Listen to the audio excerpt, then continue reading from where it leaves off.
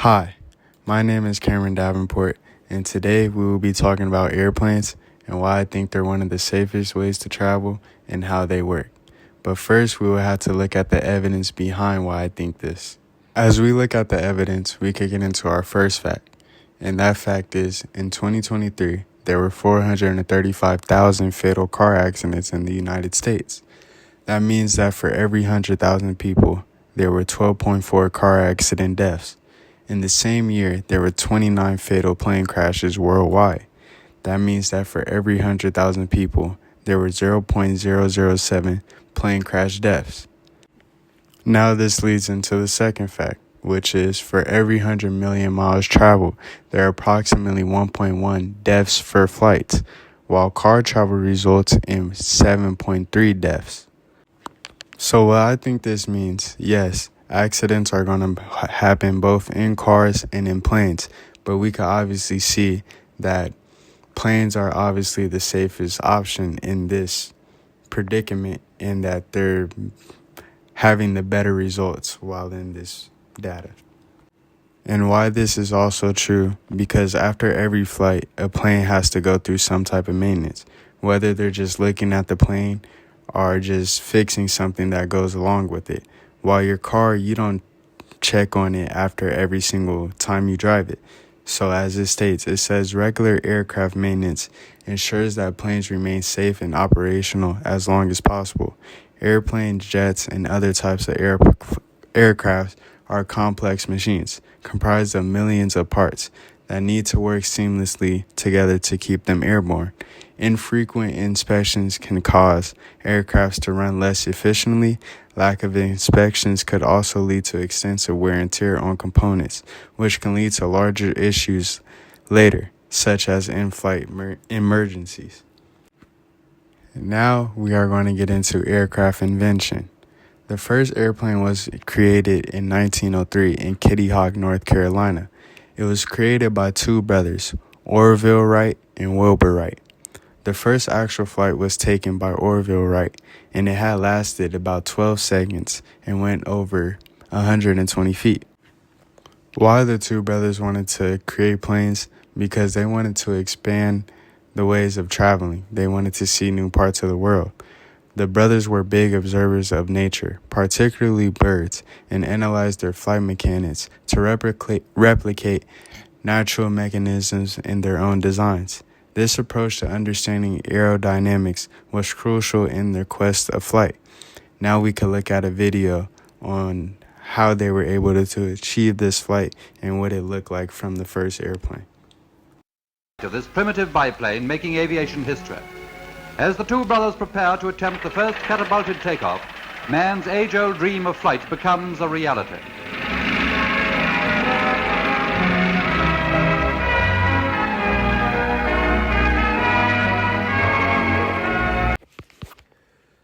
After looking at the video, we could see that the plane was not as powerful as the planes that we have today, but it still works off the same principles. And those principles are Bernoulli's principle and Newton's third law. Bernoulli's principle states as fluid air increases, its pressure decreases. And the best way to explain that is basically through a pipe. Its velocity increases in areas of construction and it decreases in areas of expansion. And Newton's third law is for every action, there's an equal and opposite reaction. And what that means is that every action that is applied to a force, it has to be met with the same amount of force. Now that would lead us into our four forces of flight. And that is lift, weight, thrust, and drag. Lift equals weight and thrust equals drag. They both oppose each other, but only in straight and level flight. They will all equal each other. Airplanes have something called airfoils, and that is basically the wings of the airplane. Airfoils are shaped in a certain shape where it allows for air to be manipulated over the two parts. And basically on the top of the airfoil and the top of the wing, basically, low pressure will be on top and high pressure will be on bottom always. A low pressure is always going to be faster than a high pressure. And why is this? Is because a low pressure has fewer molecules in it, and a high pressure obviously has more. This is why pilots in planes always like to take off into a headwind. Why they like taking off into a headwind is because it allows for more lift over the airfoil in the wings. More lift means that there's going to be less runway used and planes can get up faster. But planes have something called AOA, and that stands for angle of attack. And if they exceed the angle of attack, the plane could eventually stall. And this video is going to show you a demonstration on how this is capable of happening. As the angle of attack of an airfoil increases, the flow in the boundary layer stops, then reverses direction. This is called boundary layer separation.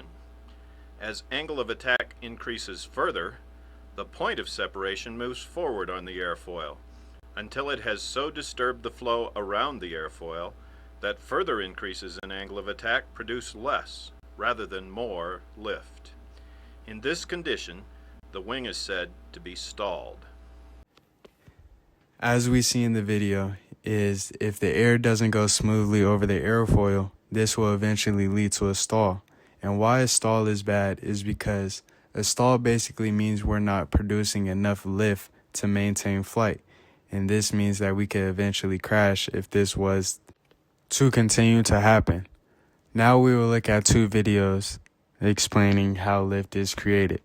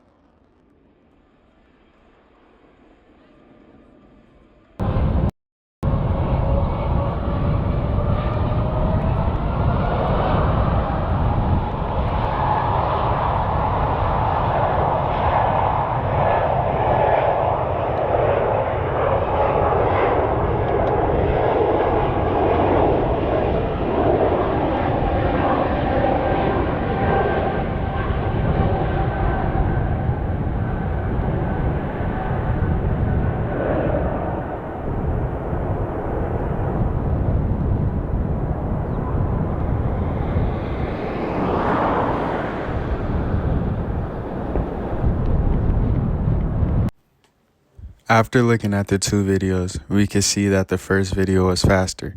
And why that plane was faster, because that is a fighter jet known as the F-22. It is one of the fastest planes in the world, meaning that its liftoff is going to be faster than a commercial plane. Now we're going to talk about primary flight controls and secondary flight controls. That is what planes are equipped with. The primary flight controls consist of ailerons, rudders, and elevators. And this video is going to further explain on how they are used. An airplane is comprised of 5 main components: the wings, fuselage, power plant, landing gear, and empennage. On the wings, we have the ailerons on the outer part of the wing and flaps on the inner part of the wing. The power plant at the front of the aircraft houses the engine and propeller to give the airplane thrust while in flight. The empennage includes the vertical stabilizer and the rudder and the horizontal stabilizer and the elevator. The 4 forces acting on an airplane in flight are lift, weight, thrust, and drag. The ailerons are located on the outside parts of each wing and control the roll of the aircraft along the longitudinal axis. Turning the yoke to the left will deflect the left aileron up and the right aileron down, causing the airplane to bank to the left. Turning the yoke to the right will deflect the right aileron up, the left aileron down, causing the airplane to bank to the right. The elevator is located at the rear of the airplane, near the tail, and horizontal stabilizer. Pulling the yoke back causes the elevator to deflect upward and the airplane to pitch up. Pushing the yoke forward causes the elevator to deflect down and the aircraft to pitch down. The rudder pedals control the yaw of the airplane along the vertical axis. The rudder is located at the tail of the airplane on the vertical stabilizer. Pushing the right rudder pedal forward causes the rudder to deflect to the right and the airplane to yaw to the right. Pushing the left rudder pedal forward causes the rudder to deflect to the left and the airplane to yaw and turn to the left. And this will conclude on why I think airplanes are the best way to travel and the safest way to travel. And this will be the end of my presentation.